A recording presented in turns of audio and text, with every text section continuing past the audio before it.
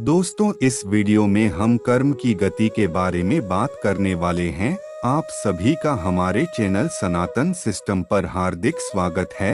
Video को like करें और आप भी मेरी तरह भगवान श्री कृष्ण के बहुत बड़े भक्त हैं तो कमेंट में जय श्री कृष्णा जरूर लिखें।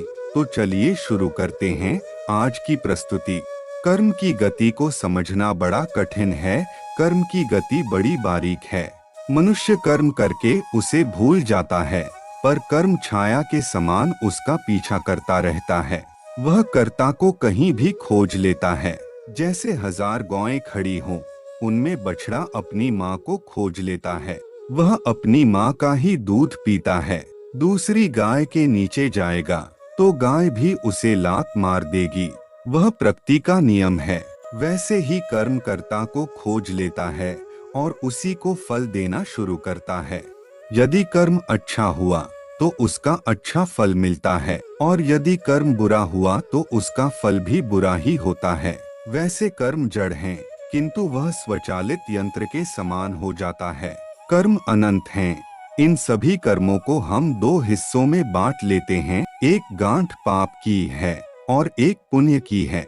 यदि कर्म अच्छा हुआ तो उसका अच्छा फल मिलता है, और यदि कर्म बुरा हुआ तो उसका फल भी बुरा ही होता है। वैसे कर्म जड़ हैं, किंतु वह स्वचालित यंत्र के समान हो जाता है। कर्म अनंत हैं। इन सभी कर्मों को हम 2 हिस्सों में बांट लेते हैं। एक गांठ पाप की है और एक पुण्य की है। अर्थात कर्म 2 प्रकार के हैं, एक राशि पाप की और दूसरी पुण्य की। ये दोनों एक दूसरे के विरोधी हैं, एक दूसरे को दबाते हैं। पाप अधिक हुआ तो पुण्य को दबा देता है, और पुण्य अधिक हुआ तो पाप को दबा देता है। इसलिए हे मानव, तू अच्छे से कर्म करने की इच्छा कर। तू सदा पुण्य कर्म कर, और यह मरने वाला लोक कर्म भूमि है। कर्म यही किया जाता है। स्वर्ग में तो पाप पुण्य कर्म नहीं किए जाते, वहाँ तो केवल पुण्यों का फल भोगना होता है। और उन कर्मों का उपदेश तत्वद्रष्टा ऋषियों ने तुम्हारे लिए किया है। कहने का तात्पर्य कर्मों की 2 गांठें हैं। उन गांठों को यदि हम तराजू के पलड़े पर रखकर तौलने लगें तो जो गांठ भारी होगी उसी तरफ का पलड़ा झुक जाएगा। यदि पुण्य की गांठ भारी हुई तो पुण्य का पलड़ा झुक जाएगा, और यदि पाप की गांठ भारी हुई तो पाप का पलड़ा झुकेगा। इस प्रकार तराजू पर रखकर तौलने से पाप पुण्य के पलड़े ऊपर नीचे होते रहते हैं। अब प्रश्न है कि पाप कर्म कौन है और पुण्य कर्म कौन है, अथवा अच्छा कर्म कौन है और बुरा कर्म कौन है। इसकी सरल सी पहचान है कि जिस कर्म को करने से आत्मग्लानि पैदा हो वह पाप कर्म या बुरा कर्म है, और जिस कर्म के करने से मन में प्रसन्नता हो, मन खिल जाए, वह पुण्य कर्म है। पर यह परिभाषा भी संतोषजनक प्रतीत नहीं होती है। एक कसाई है, सैकड़ों भेड़ों को मारकर उनकी खाल भी उतार डालता है। यह बहुत निंदित कर्म है, हिंसावादी के लिए महापाप है। किंतु कसाई का मन प्रसन्न है कि आज मिट्टी मांस का ज्यादा पैसा मिलेगा। जानवरों को मारना उसके लिए घास काटने के समान है। अथवा अफ्रीकी लोग दुश्मन को मारने के लिए बंदूक से निशाने का अभ्यास करते हैं। किसी आदमी के सिर पर अंडा रखकर निशाना साधते हैं। अंडा फूट जाए, निशाना सही बैठ जाए तो बड़े प्रसन्न होते हैं। कर्म बहुत खतरनाक और प्राणलेवा हैं, किंतु वे बड़े प्रसन्न होते हैं कि हमारा सिपहसलार कितना निशानेबाज है। तो कैसे समझें कि कौन कर्म पाप है या कौन कर्म पुण्य है? इसके लिए शास्त्रकारों का कहना है कि पाप पुण्य का नियम उन लोगों के लिए है जो आत्मा, परमात्मा, ईश्वर, धर्म आदि पर विश्वास रखते हैं, जिनके पास समझ है।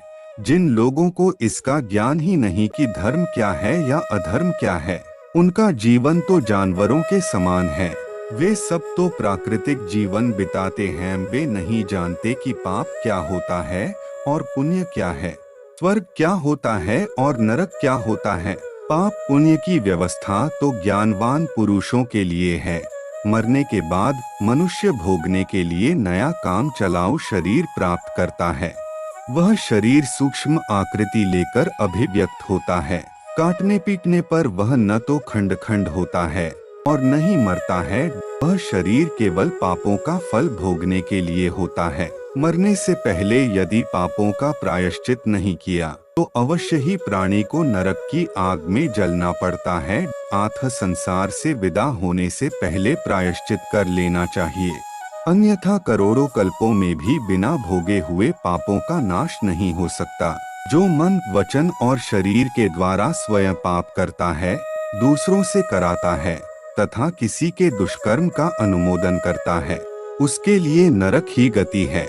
मानसिक पाप कर्म अर्थात जो पाप पूर्ण कर्म हैं, जिनके कारण मनुष्य नरक के अधिकारी होते हैं, उनका संक्षेप में परिचय दिया जाता है। दूसरे की स्त्री को प्राप्त करने की इच्छा रखने वाला और पराये धन को हड़पने का संकल्प करने वाला, जो अपने मन में सदा दूसरों का अनिष्ट चिंतन ही करता रहता है तथा न करने योग्य विपरीत कर्मों में प्रवृत्त होने का दुराग्रह, ये 4 प्रकार के मानसिक कर्म हैं।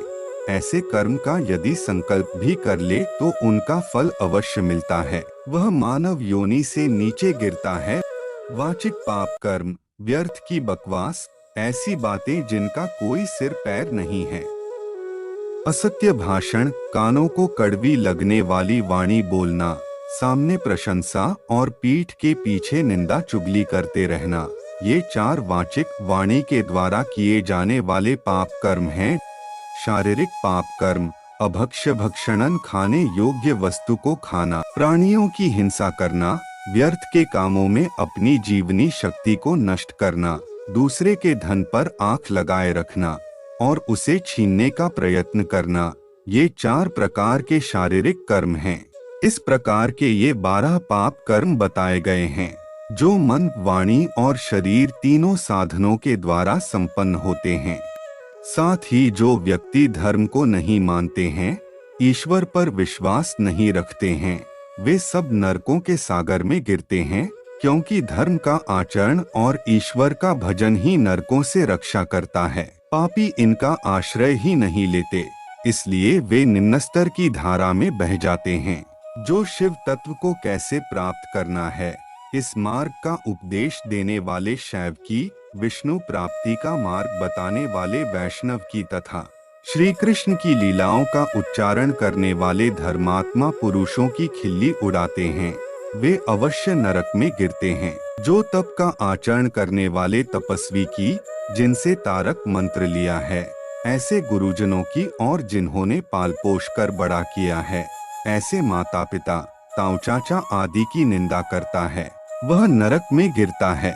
ब्राह्मण की हत्या करने वाला, शराब पीने वाला, स्वर्ण को चुराने वाला, गुरु पत्नी से सहवास करने वाला और इन 4 से संपर्क रखने वाला 5वीं श्रेणी का पापी, ये सबके सब महापातकी कहे जाते हैं।